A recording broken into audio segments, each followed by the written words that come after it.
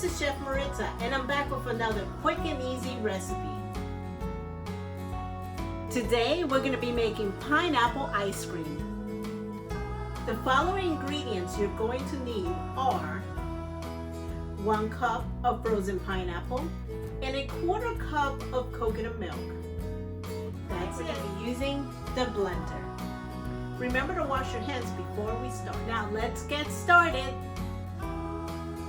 First we're going to add the frozen pineapple. Into the blender it goes.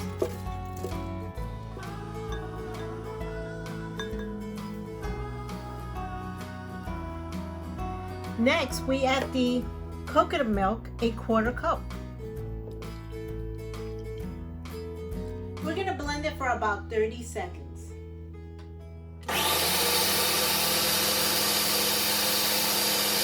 And there it is. Pineapple ice cream. It's time to try it.